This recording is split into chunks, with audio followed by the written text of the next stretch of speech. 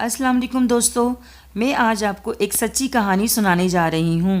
کہانی ایک ایسے شخص کی جس نے ایک نماز پڑھنے والے شخص سے دریافت کیا کہ کیا ہوگا اگر مرنے کے بعد ہمیں معلوم ہو نہ ہی جنت اور جہنم کا وجود ہے اور نہ ہی کوئی سزا اور جزا، تو پھر تم کیا کرو گے؟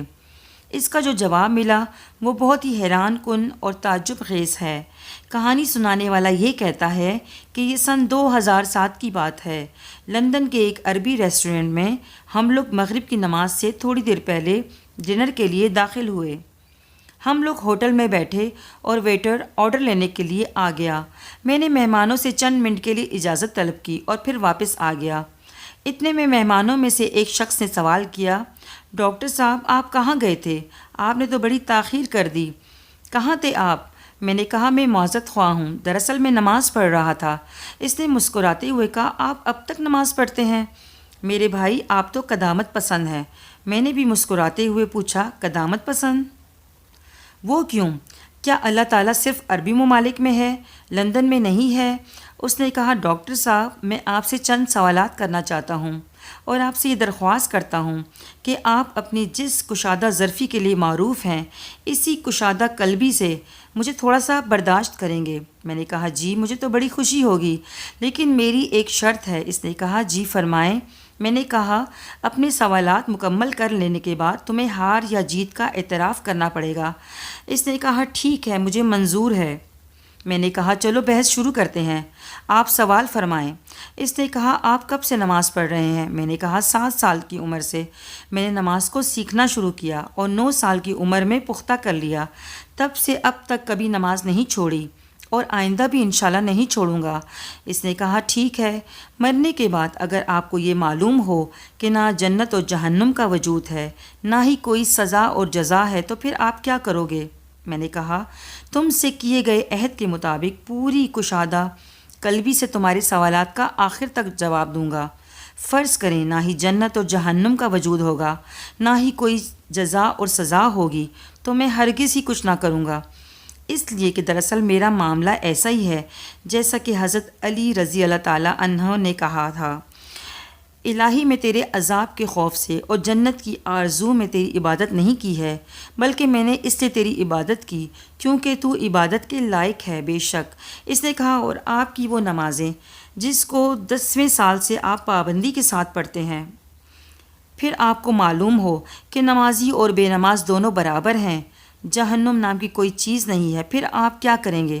میں نے کہا، مجھے اس پر بھی کوئی پچھتاوا نہیں ہوگا کیونکہ ان نمازوں کو ادا کرنے میں مجھے صرف اور صرف چند ہی منٹ لگتے ہیں، چنانچہ میں انہیں جسمانی ورزش سمجھوں گا۔ اس نے کہا، اور روزہ خصوصاً لندن میں، کیونکہ یہاں روزے کا وقفہ ایک دن میں 18 گھنٹے سے بھی تجاوز کر جاتا ہے۔ میں نے کہا، میں اسے روحانی ورزش سمجھوں گا چونکہ وہ میری روح اور نفس کے لیے اعلیٰ طرز کی ورزش ہے۔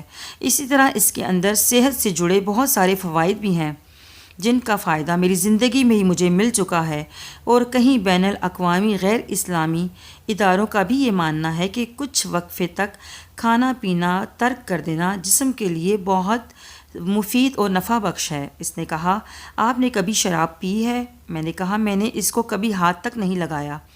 تو اس نے تعجب سے کہا، کبھی نہیں؟ میں نے کہا، کبھی نہیں۔ اس نے کہا، اس زندگی میں اپنے آپ کو شراب نوشی کی لذت اور اس کے خمار کے سرور سے محرومی کے بارے میں کیا کہیں گے اگر آپ کے لیے وہی ظاہر ہوا جو میں نے فرض کیا ہے؟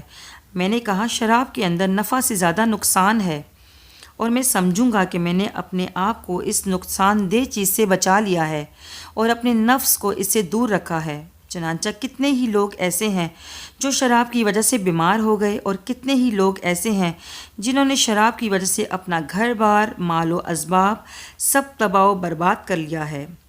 اسی طرح غیر اسلامی اداروں کے عالمی رپورٹ کو دیکھنے سے بھی یہ پتہ چلتا ہے کہ وہ بھی شراب کے اثرات اور اس کو لگاتار پینے کے انجام سے متنبع کرتی ہے۔ اس نے کہا، حج اور عمرے کا سفر، جب موت کے بعد آپ کو معلوم ہوگا کہ اس طرح کی کوئی چیز نہیں ہے اور اللہ تعالیٰ ہی موجود نہیں ہے۔ میں نے کہا، میں عہد کے مطابق چلوں گا اور پوری کشادہ ظرفی سے تمہارے سوالات کا جواب دوں گا۔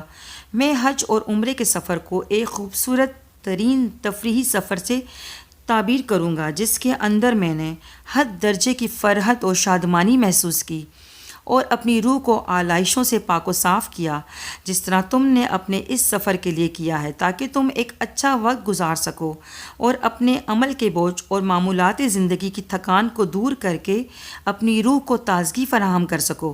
وہ میرے چہرے کو کچھ دیر تک خاموشی سے دیکھتا رہا، پھر گویا ہوا، آپ کا بہت بہت شکریہ کہ آپ نے میرے سوالات کو بڑی کشادہ قلبی کے ساتھ برداشت کیا۔ میرے سوالات ختم ہوئے اور میں آپ کے سامنے اپنی ہار تسلیم کرتا ہوں۔ میں نے کہا، تمہارا کیا خیال ہے؟ تمہارے ہار تسلیم کرنے کے بعد میرے دل کی کیا کیفیت ہوگی؟ اس نے کہا، یقیناً آپ بہت خوش ہوں گے۔ میں نے کہا، ہرگز نہیں، بلکہ اس کے بالکل الٹا، میں بہت دکھی ہوں۔ اس نے تعجب سے کہا، دکھی وہ کیوں؟ میں نے کہا، اب تم سے سوال کرنے کی میری باری ہے۔ اس نے کہا، فرمائیں۔ میں نے کہا، تمہاری طرح میرے پاس ڈھیر سارے سوالات نہیں ہیں، صرف ایک ہی سوال ہے، وہ بھی بہت سادہ اور آسان۔ اس نے کہا، وہ کیا؟ میں نے کہا، میں نے تمہارے سامنے واضح کر دیا ہے کہ تمہارے مفروضے کے واقع ہونے کے بعد بھی میں کسی طرح کے گھاٹے میں نہیں ہوں اور نہ ہی اس میں میرا کسی قسم کا نقصان ہے، لیکن میرا وہ ایک آسان سوال یہ ہے کہ تمہارا اس وقت کیا ہوگا اگر حالات تمہارے مفروضے کے برعکس ثابت ہوئے، یعنی موت کے بعد تمہیں معلوم ہو کہ اللہ تعالیٰ بھی موجود ہے، جنت اور جہنم بھی موجود ہے، سزا اور جزا بھی ہے، اور قرآن کے اندر بیان کیے گئے سارے مشاہد اور مناظر بھی ہیں، پھر تم اس وقت کیا کرو گے؟ وہ میری آنکھوں میں آنکھیں ڈال کر خاموشی کے ساتھ دیر تک مجھے دیکھتا رہا، اور پھر ویٹر نے ہماری میز پر کھانا رکھتے ہوئے ہماری خاموشی کو توڑا۔ میں نے اس سے کہا، مجھے ابھی جواب نہیں چاہیے، کھانا حاضر ہے، ہم کھانا کھائیں، اور جب تمہارا جواب تیار ہو جائے گا تو برائے مہربانی مجھے خبر کر دینا۔ ہم کھانے سے فارغ ہوئے اور مجھے اس نے کوئی جواب نہیں دیا۔ میں نے بھی اس وقت اس کو جواب کے لیے کوئی تکلیف نہیں دی۔ ہم بہت ہی سادگی کے ساتھ جدا ہو گئے۔ 1 مہینہ گزرنے کے بعد اس نے مجھ سے دوبارہ رابطہ کیا اور اسی ریسٹورنٹ میں ملاقات کا مطالبہ کیا۔ ریسٹورنٹ میں ہماری ملاقات ہوئی، ہم نے ایک دوسرے سے ہاتھ ملایا کہ اچانک وہ مجھے گلے لگاتے ہوئے رو پڑا۔ میں نے اپنا ہاتھ اس کی پیٹھ پر رکھا اور پوچھا، کیا بات ہے، تم کیوں رو رہے ہو؟ اس نے کہا، میں یہاں آپ کا شکریہ ادا کرنے اور اپنے جواب سے آپ کو باخبر کرنے کے لیے آیا ہوں۔ 20 سال سے بھی زیادہ عرصہ تک نماز سے دور رہنے کے بعد اب میں نماز پڑھنے لگا ہوں۔ آپ کے جملوں کی صدائے بازگشت میرے ذہن و دماغ میں بلا توقف گونجتی ہی رہی اور میں نیند کی لذت سے محروم ہوتا رہا۔ آپ نے میرے دل و دماغ اور جسم میں آتش فشاں چھوڑ دیا تھا، جو میرے اندر اثر کر گیا، اور مجھے احساس ہونے لگا جیسے میں کوئی اور انسان ہوں اور ایک نئی روح میرے جسم کے اندر حرکت کر رہی ہے۔ ایک بے مثال قلبی سکون بھی محسوس کر رہا ہوں۔ میں نے کہا، ہو سکتا ہے جب تمہاری بصارت نے تمہارا ساتھ چھوڑ دیا ہو تب ان جملوں نے تمہاری بصیرت کو بیدار کر دیا ہو۔ اس نے کہا، بالکل ایسا ہی ہے، یقیناً جب میری بصارت نے میرا ساتھ چھوڑ دیا تو ان جملوں نے میری بصیرت کو بیدار کر دیا۔ اگر میری کہانی آپ کو اچھی لگی ہو تو چینل کو سبسکرائب کریں، لائک کریں اور اپنے دوستوں کے ساتھ شیئر کریں، کیونکہ ایک اچھی بات دوسروں کو بتانا بھی صدقہ جاریہ ہے، اور بیل آئیکن کے بٹن کو بھی پریس کریں تاکہ ہماری ہر نئی آنے والی دلچسپ ویڈیو کا نوٹیفیکیشن آپ کو بر وقت مل سکے۔ بہت شکریہ، اللہ حافظ۔